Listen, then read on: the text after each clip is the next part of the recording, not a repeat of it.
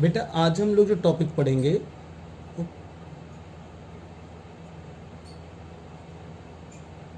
Preparation of कोलैट्स।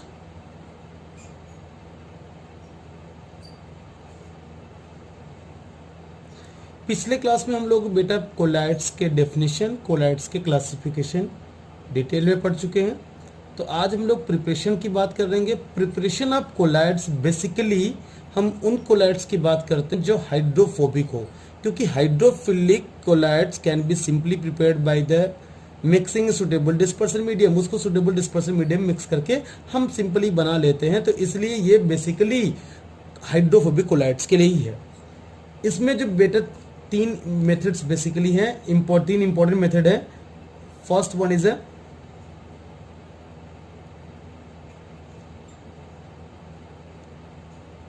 Chemical method. Chemical methods में number of reactions है जिससे हम कोलैट्स को प्रिपेयर कर सकते हैं। कोलैट्स बेसिकली यहाँ सॉल कहेंगे कि solid in liquid, solid disperse phase and dispersion medium liquid, उसको हम बोलते हैं सॉल। बेसिकली हमें सॉल और इमल्सन ही डिटेल में पढ़ना है। तो बेटा हम जो केमिकल मेथड से सॉल प्रिपेयर करते हैं उसमें नंबर ऑफ रिएक्शंस हैं। फर्स्ट वन इज यहाँ पे हम लोग लेंगे एग्जाम्पल यहाँ पे बाई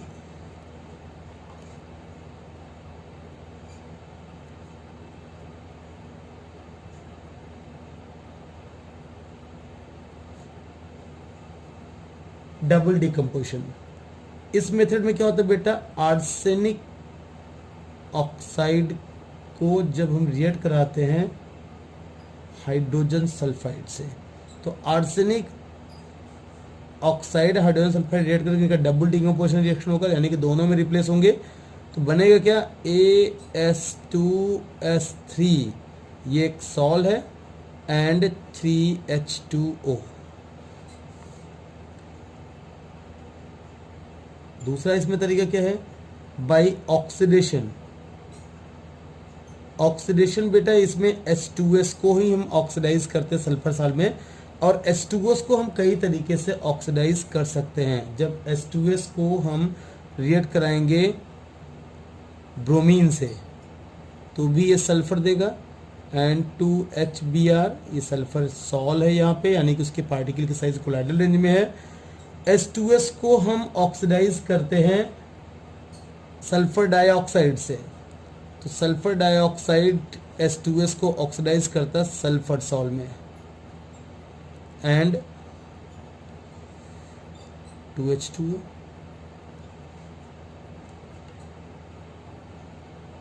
थर्ड इसमें टाइप्स है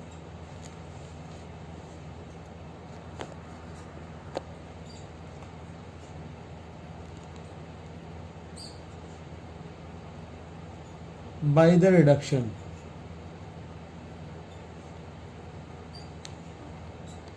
इस मेथड में रिडक्शन में बेसिकली प्लेटिनम और गोल्ड के हैलाइड को प्लेटिनम और गोल्ड सॉल में कन्वर्ट किया जाता है। तो एग्जांपल लेते हैं बेटा, गोल्ड के हैलाइड से, गोल्ड का हैलाइड से आरिक क्लोराइड, आरिक क्लोराइड को गोल्ड सॉल में कन्वर्ट करने के नंबर ऑफ रिएक्शंस हैं, उसमें वन बाय वन हम लोग देख लेते हैं। आरिक chloride AuCl3, auric chloride is reduced to gold salt when treated with stannous chloride. stannous chloride अभी क्या देखें, 2Au ये salt plus stannic chloride SnCl4। Auric chloride can be reduced when treated with formaldehyde. When treated with formaldehyde, it gives plus 3HCOOH plus 6HCl. Auric chloride can be also reduced when treated with hydrazine.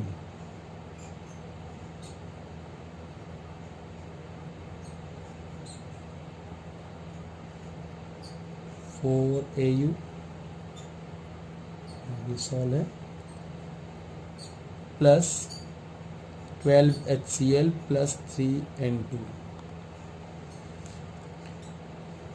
और इसमें और जो process है बेटा वो है bye hydrolysis.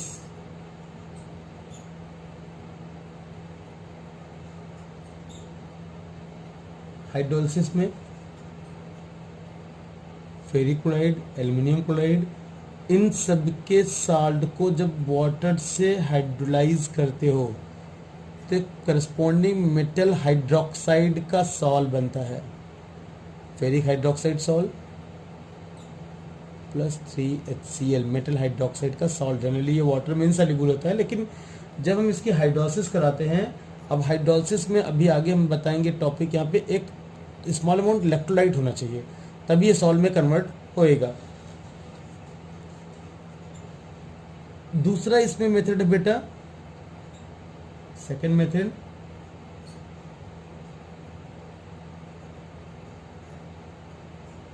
Electrical disintegration.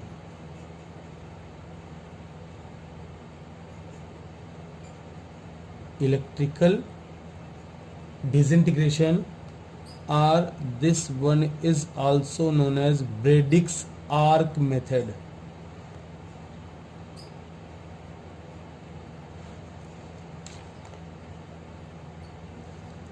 Brady's arc method.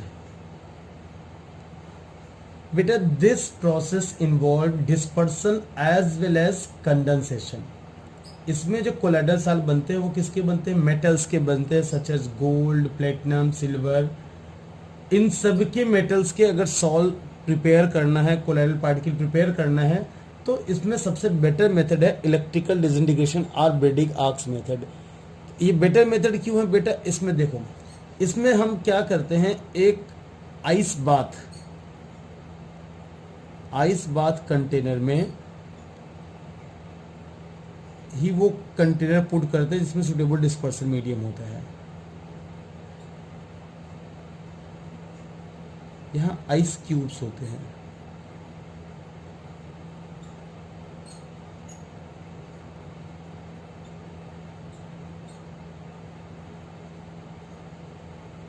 इन ice cubes का क्या रोल है वो भी हम आपको अभी बता रहे हैं।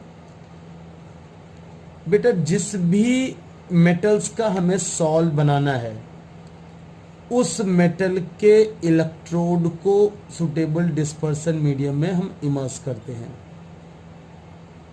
डिप करते हैं, और उसके थ्रू हम हाई वोल्टेज की करंट के बीच, दोनों प्लेटिनम के बीच आर्क प्रोड्यूस करते हैं।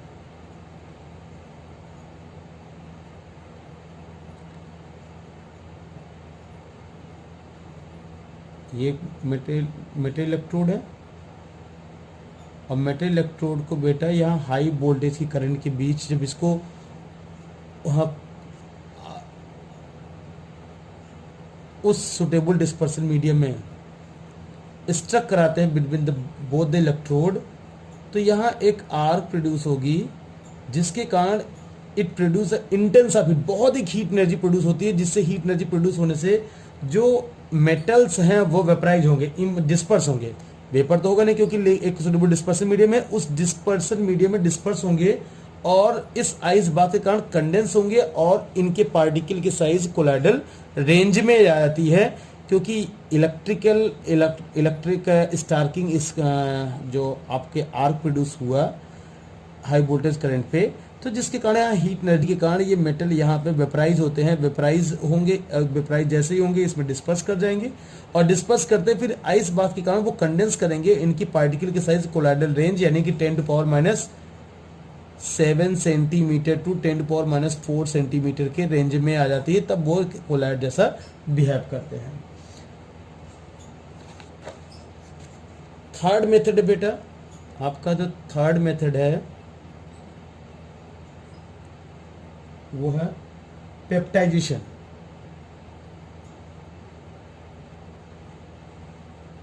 पेप्टाइजेशन क्या है? पेप्टाइजेशन वो प्रोसेस है बेटा जिसमें हम एक प्रेसिपिटेट को कोडाइडल सॉल्यूशन में कन्वर्ट करते हैं इन presence of small amount of electrolyte, यानी कि सिंपली कह सकते हो the process which involve conversion of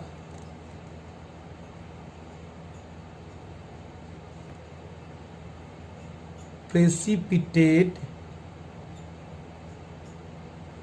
into colloidal salt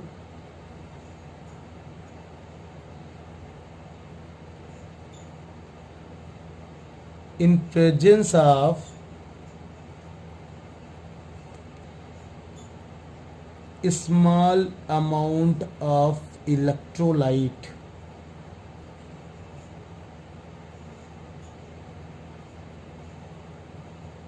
is known as peptization. ध्यान रखना बेटा, ये एग्जाम में सबसे ज्यादा शार्ट नोट पूछा गया है। The process which involve conversion of precipitate into colloidal sol in presence of small amount of electrolyte is known as peptisation. और जो ये इलेक्ट्रोलाइट जिसके प्रेजेंस में ये प्रोसेस प्रोसीड कर रहा है, पेप्टाइजेशन हो रहा है, इस एजेंट को हम बोलते हैं पेप्टाइजिंग एजेंट और पेप्टाइजर। इसको हम लोग क्या बोलेंगे? पेप्टाइजिंग एजेंट और पेप्टाइजर। इसको जो इलेक्ट्रोलाइट, तो इलेक्ट्रोलाइट के प्रेजेंस में ये प्रोसेस ऐसा इसलिए होता है बेटा कि एक्चुअली जो प्रेसिपिटेट है वो इलेक्ट्रोलाइट के कांटेक्ट में आने से उसके आयंस क्या करेंगे? उसके आयन डिस्पर्स होंगे किसमें? इलेक्ट्रोलाइट पे, जो सेम टाइप के आयंस होंगे। जैसे फेरिक हाइड्रोक्साइड पीपीटी है, यहाँ ये Fe3+ कॉमन आयन है, और फेरिक क्लोराइड एक इलेक्ट्रोलाइट है, यहाँ भी Fe3+ कॉमन आयन है। इसके कारण इसके आयंस इसके सरफेस पे एडजॉर्ब होने लगते हैं, यानी कि यहाँ से धीरे धीरे क्या हो रहा है? डिसइंटीग्रेट हो रहा है। और डिसइंटीग्रेशन में इसके पार्टिकल की साइज फाइनली किस में आ जाते हैं? कोलाइडल रेंज में। तो यानी कि FeCl3 में जब फेरिक हाइड्रोक्साइड साल्ट को हम डिप करके सेक करते हैं, या HCl भी लगा सकते हैं, HCl में नहीं सॉरी फेरिक क्लोराइड सॉल्ट में डिप करके सेक करते हैं, तो फेरिक क्लोराइड के सरफेस पे फेरिक हाइड्रोक्साइड एडजॉर्ब होने लगता है, जिसके कारण इसकी फिर कोलाइडल साइज, फिर इसके जो पार्टिकल की साइज रिड्यूस करती है, और फिर वो आ जाती है कोलाइडल रेंज में। तो उसके बाद जो बनता है वो फेरिक हाइड्रोक्साइड सॉल्ट होता है। इस तरीके से एक प्रेसिपिटेट को हमने किस में कन्वर्ट कर दिया? कोलाइड्स में। किसके प्रेजेंस में? स्मॉल अमाउंट ऑफ इलेक्ट्रोलाइट के प्रेजेंस में। तो ये प्रोसेस को हम बोलेंगे पेप्टाइजेशन, और जो ये इलेक्ट्रोलाइट लगा जिसके प्रेजेंस में ये प्रेसिपिटेट कोलाइड्स में कन्वर्ट हो रहा है, उसको हम बोलते हैं बेटा peptising agent. Is that clear? या पेप्टाइजर। अब ये तो आपके हो गए प्रिपरेशन ऑफ कोलाइड्स, ये बेसिकली टॉपिक हो गए। इसके बाद आपका है जो टॉपिक है प्यूरिफिकेशन ऑफ कोलाइडल सॉल्यूशन।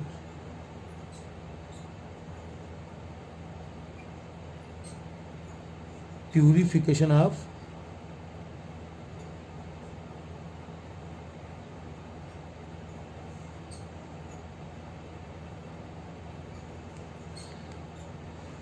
बेटा प्यूरिफिकेशन में बेसिकली हम क्या कहते हैं कि जो कोलाइड्स हैं उस कोलाइड्स को स्टेबलाइज करने के लिए स्मॉल अमाउंट ऑफ इलेक्ट्रोलाइट तो उसकी ज़रूरत होती है, लेकिन अगर वही इलेक्ट्रोलाइट एक्सेस में होंगे तो वो आपका जो कोलाइड्स है वो बेटा फिर कोएगुलेट कर जाएगा, यानी फिर से प्रेसिपिटेट में कन्वर्ट हो जाएगा। तो कोएगुलेशन को रोकने के लिए हमें क्या करना है? जो भी इम्प्यूरिटीज है उसको एक रिक्विसाइट अमाउंट तक, यानी कि जितनी जरूरत है उसको छोड़ के उसके अधिक अमाउंट को निकालने की प्रक्रिया को हम क्या बोलते हैं? Purification of colloids. सिंपली इसका डेफिनेशन पढ़ोगे आप लोग, नोट्स में देखना। The process use for reducing amount of impurities to a requisite minimum, यानी कि जिस मतलब वो जो कम अमाउंट जितनी भी जरूरत है उस मिनिमम अमाउंट तक पहुंचने को उस अमाउंट तक रिड्यूस करने के प्रोसेस को हम बोलते हैं प्यूरिफिकेशन ऑफ कोलाइडल सॉल्यूशन। इसमें बेसिकली जो प्रोसेस इन्वॉल्व होते हैं, एक है डायलिसिस। डायलिसिस सबसे सिंपल इसकी प्यूरिफिकेशन मेथड है। डायलिसिस में होता क्या बेटा? एक पार्चमेंट पेपर या एक कह सकते हो एनिमल मेम्ब्रेन होता है जो सिर्फ स्मॉलर पार्टिकल इलेक्ट्रोलाइट यानी कि आयंस, और आयंस की साइज कोलाइडल साइज से बहुत छोटी होती है, उस आयंस इलेक्ट्रोलाइट के पार्टिकल को अपने से पास होने देता है, लेकिन कोलाइडल पार्टिकल को अपने से पास नहीं होने देता। तो हम लोग करते क्या है, एक वाटर के कंटेनर में, फ्लोइंग वाटर कंटेनर होता है, फ्लोइंग वाटर के कंटेनर में हम लोग डायलाइजर बैग ले लेते हैं।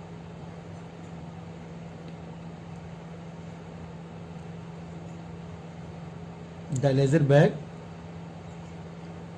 बैग यानी कि वो पार्चमेंट पेपर से बना हुआ बैग होता है या एनिमल मेम्ब्रेन से बना हुआ बैग होता है, जो अपने से सल्यूट पार्टिकल यानी कि इलेक्ट्रोलाइट के पार्टिकल को पास होने देता है, लेकिन कोलाइडल पार्टिकल को अपने से पास नहीं होने देता। अब इसको हम लोग यहाँ इस तरह बना सकते हो कि हम लोगों ने हैंग कर दिया एक स्टैंड से,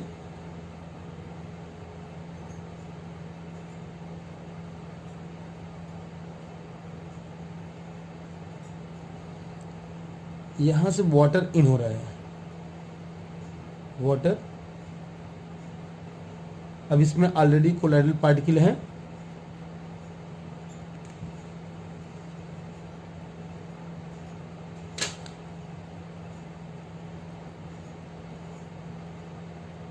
सपोज दैट ये रेड कलर से कोलाइडल पार्टिकल बना रहे हैं, ठीक है।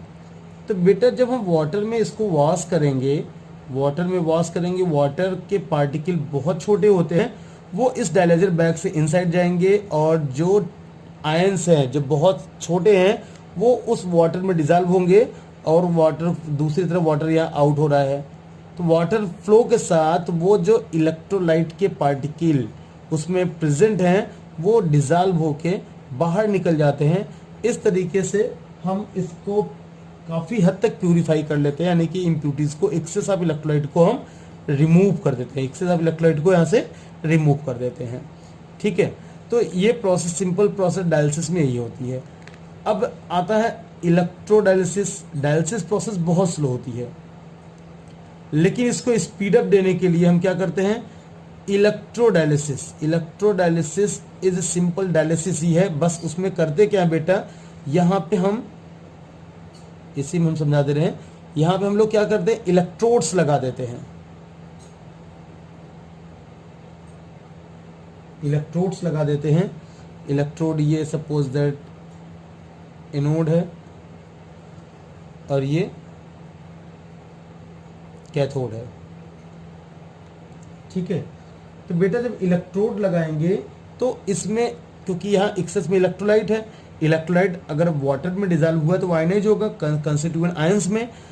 अब वो जब हम इलेक्ट्रोड लगाते हैं तो इलेक्ट्रोड इलेक्ट्रिसिटी प्रोड्यूस करते हैं, तो जो इसमें आयंस हैं वो बहुत तेजी से अपोजिट चार्ज के इलेक्ट्रोड की तरफ मूव करेंगे। जैसे यहाँ कैथोड नेगेटिवली चार्ज है, तो कैथोड नेगेटिवली चार्ज है, तो जितने भी पॉजिटिव पार्टिकल इसमें प्रेजेंट हैं, पॉजिटिव पार्टिकल किधर मूव करेंगे सब बेटा, सब इस कैथोड की तरफ, और जितने नेगेटिव पार्टिकल हैं वो किधर मूव करेंगे, वो एनोड की तरफ। यानी कि जो डायलिसिस हो रही थी अब वो स्पीड उसकी बढ़ जाती है इस इलेक्ट्रोड लगाने के कारण, इसलिए उस प्रोसेस को हम लोग क्या बोलते हैं, इलेक्ट्रोडायलिसिस बोलते हैं, ठीक। और तीसरा और लास्ट जो इसका प्यूरिफिकेशन का मेथड है बेटा, वो है अल्ट्रा फिल्ट्रेशन।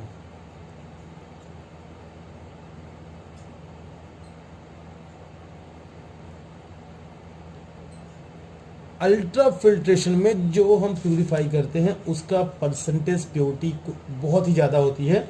इसमें हम एक स्पेशल टाइप का फिल्टर पेपर लेते हैं, स्पेशल जो नॉर्मल फिल्टर पेपर हमारे लैब में यूज होता है, उस नॉर्मल फिल्टर पेपर में बेटा तो जो कोलाइडल, उसकी साइज इतनी बड़ी होती है, कोलाइडल पार्टिकल भी उससे फिल्टर हो जाएंगे। तो हम क्या करते हैं, उस नॉर्मल फिल्टर पेपर को ही हम एक कोलाइडियन सोल्यूशन में ही डिप करते हैं, उसके पोर्स के साइज को रिड्यूस करने के लिए। उसके बाद उसको हार्डनिंग करने के लिए हम फॉर्मल्डिहाइड में डिप करते हैं। तो नॉर्मल फिल्टर पेपर ही यूज करेंगे, normal filter paper treated with collodion. Collodion क्या होता है बेटा, कोलाइडियन जो सोल्यूशन है वो 4%